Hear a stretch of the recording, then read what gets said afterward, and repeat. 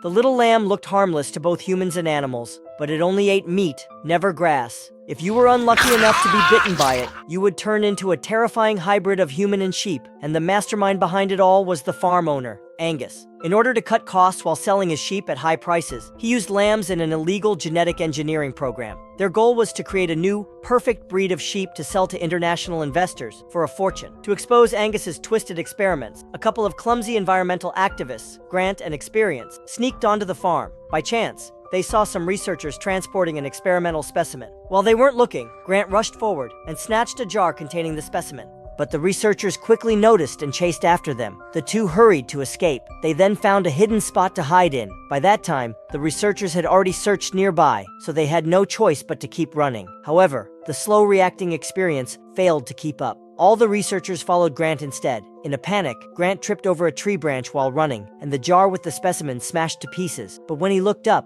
he saw that the specimen inside had vanished. As Grant searched frantically, the mutated lamb had already climbed onto his back and bit hard into his ear. Grant let out a scream of agony. No matter how much he struggled, the mutated lamb refused to let go. In the end, with no other choice, he had to sacrifice his ear. Little did he know, the real horror had only just begun. Grant lay on the ground, barely breathing, while the mutated lamb remained full of energy. Soon, signs of mutation began to appear on Grant. He caught the scent of meat. When he turned his head, he saw a rabbit, and without hesitation, he grabbed it.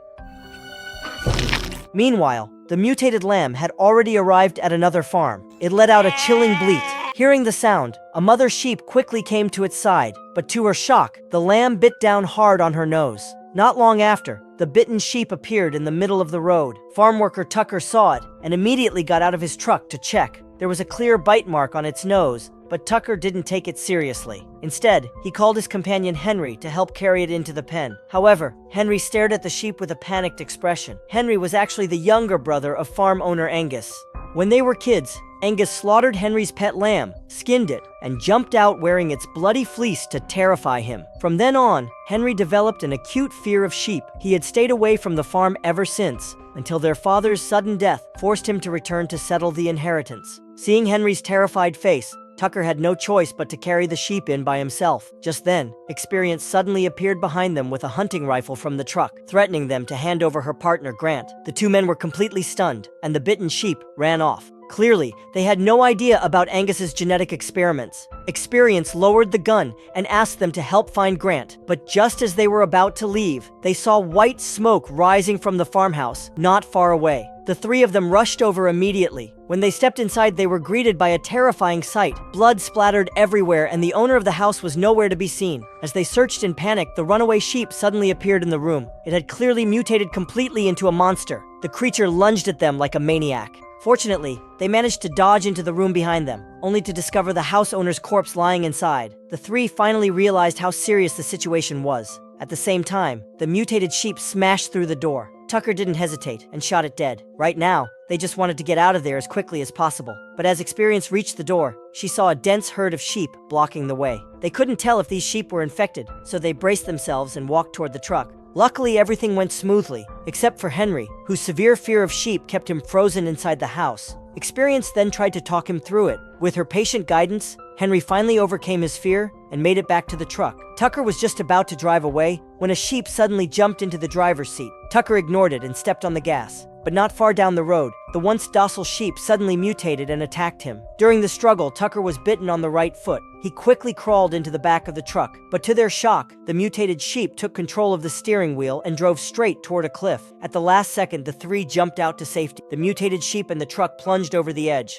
Since they no longer had a vehicle, they had no choice but to continue on foot, but they had barely walked any distance when Tucker felt a sharp pain in his right foot. He took off his shoe and was shocked to see that his foot had already turned into a sheep's hoof. Before he could even process what happened, Henry spotted a large group of mutated sheep charging down the hillside toward them. By pure chance, they stumbled into Angus's laboratory. There, Henry finally discovered the disturbing experiments no one knew about. They also ran into his brother Angus and two researchers. Henry immediately told Angus about the sheep going crazy, but Angus brushed it off and claimed that no one could stop his experiments. While Tucker wasn't looking, one of the researchers, Dr. Rush, jabbed him with a tranquilizer. Angus quickly snatched the rifle from his hands and kicked Henry and Experience out of the lab. But the moment they stepped outside, the mutated sheep attacked again. With nowhere to run, the two hid inside a fenced pen. The sheep quickly surrounded them and tried to break through the fence. Henry was terrified at the sight and accidentally slipped into a pit. Experience jumped in after him to save him.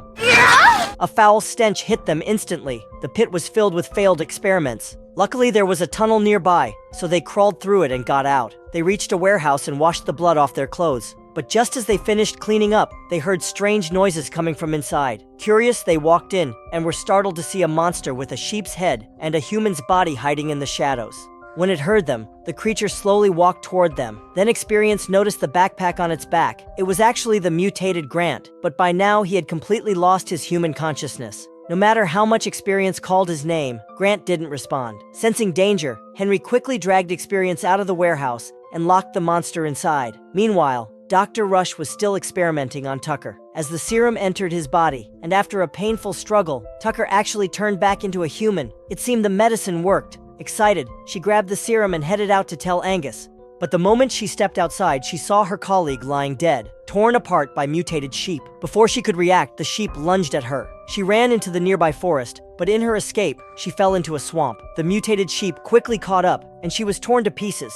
At that moment, Angus still had no idea how bad things were. He went ahead with the presentation of his new breed of sheep. The international investors were very impressed. But suddenly, the sheep let out a strange bleat. Within seconds, a huge swarm of mutated sheep charged toward the event. The investors' faces turned pale in horror. It was already too late to escape. The sheep poured into the venue like a tsunami. None of them would have imagined that they would meet their end at the jaws of sheep. From a distance, Henry and Experience witnessed the horrific scene, but there was nothing they could do except watch the carnage unfold. Strangely, one mutated sheep stopped in front of Angus and didn't attack. When Angus looked down, he saw that his own hand had turned into a hoof. It turned out that earlier, on his way to the presentation, Angus had encountered Grant, who had been bitten by the lamb. At that moment, Grant still had his human mind. Filled with resentment toward Angus's experiments, he bit Angus's hand the moment Angus reached out. Angus realized that he was infected too, but his ambition didn't end there. Instead, he took his experimental result back to the farmhouse.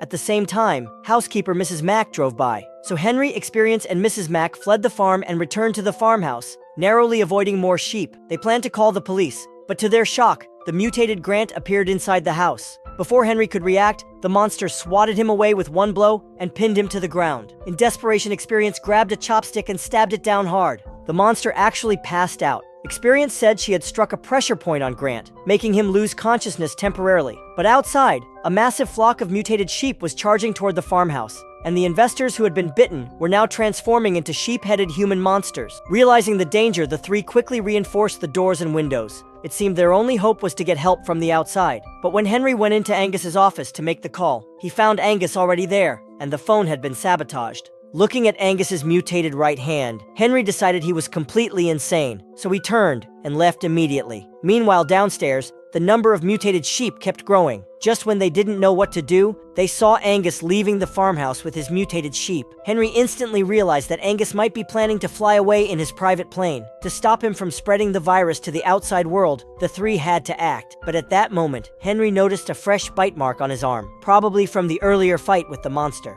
Still, with the situation urgent, he didn't have time to worry. To avoid being attacked by the mutated sheep, Henry forced himself to overcome his fear of sheep and crawled toward Angus disguised in a sheepskin. The trick worked. The flock ignored him completely. But soon, Angus spotted a ram sneaking behind him. Unable to stand it any longer, Henry struck the ram with a deadly blow. He thought this would cause the sheep to attack him, but surprisingly, they ignored him. Looking at the wound on his arm, Henry finally understood. They saw him as one of their own. Meanwhile, Angus reached the plane, but as soon as he started it, planning to take his mutated sheep with him, his body began to transform. By the time Henry arrived, Angus had already turned into a sheep-headed human monster. Without any reason left in him, he lunged straight at Henry. Henry tried to talk to him, but it was useless. Fueled by the virus, Angus was incredibly strong. Henry could only run for his life, but Angus chased him relentlessly. At the last moment, a sheepdog suddenly appeared, barking furiously at the mutated Angus.